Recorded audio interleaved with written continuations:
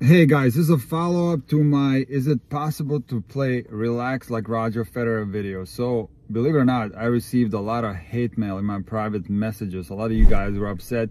Now when I look at my analytics, I realize that most of the people do not watch the entire video. Some actually just look at the thumbnail and then have a reaction to it. So it's understandable that you might have perceived this video as Federer hate, but it's far from it. Just watch the entire video. I'm gonna put the link in the pinned comment and you'll see that there's actually no hate from my end towards Federer. I actually like Federer a lot. Now, a lot of you guys were asking me about my gear, the Federer gear, the shoes, which are on shoes, and the Uniqlo clothes. So a lot of the stuff that I was wearing in the video is not available for purchase, and you'll have to go on eBay to find it. Those shoes were limited edition and you will not be able to find them. Maybe you'll get lucky on eBay. Now let's get to the real reason why I'm making this follow-up video, and it is the fact that you guys are confusing relaxation as a state of mind to actually relaxing during a stroke. So I'm not talking about being relaxed or being cool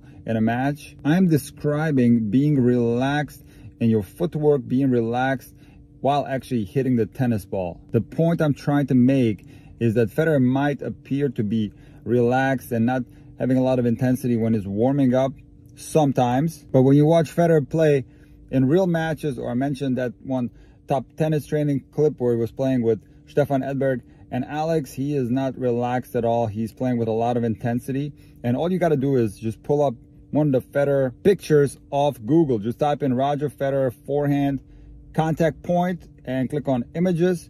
And then just look at the muscle flexion on Federer when he's hitting the ball. It is absolutely impossible to be relaxed while hitting a stroke, while at the same time having many of the muscles required to hit a tennis stroke be flexed. Now, some of you guys wrote, so Nick, what should we do instead? Be tense? No. Again, you are confusing relaxation as a state of mind. So of course, in a match, it's going to be super helpful to be relaxed and cool, and it's going to be super unhelpful to be tense, anxious, and tight during a tennis match. But that's a whole nother topic. I'm going to make several videos on that subject, how to avoid being tight in a match, how to avoid being anxious, nervous, because I understand that a lot of you guys are struggling with that, but that is something that all tennis players struggle with, even elite tennis players. I just listened to the Nick Kyrgios podcast where he was talking about tennis with a couple of his tennis buddies, and Nick said that during the Australian Open where he lost to Murray,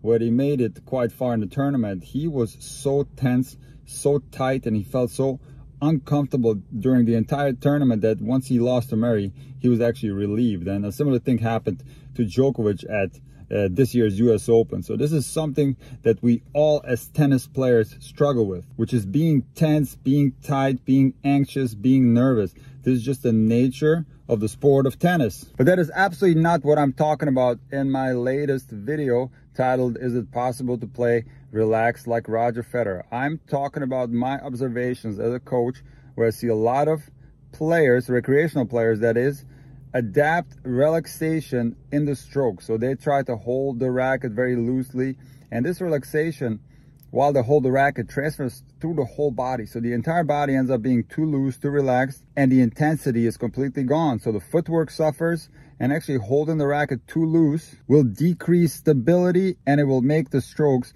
overall more sloppy. So that's the reason why I made this video. But not only this video, I've made several videos in the past explaining that while Federer appears to be super loose and holding the racket loosely and super relaxed and almost playing with a spaghetti arm, this is actually not how he plays, because I'm stating that it is absolutely impossible to play tennis at a high level without showing physical signs of intensity. And what are physical signs of intensity? Again, just Google any player. Let's say you Google Sharapova, Nadal, Andy Murray, Serena Williams, and just type any stroke, forehand, contact point, and go to Google Images, and what will you see? You will see their faces grimacing at the moment of contact with the ball. You will see their entire body flexing. This is the reality of tennis. It does take effort to play tennis at the high level, and you cannot do that while being relaxed. And of course, I'm not talking about being tense. These are different things. Intensity and tension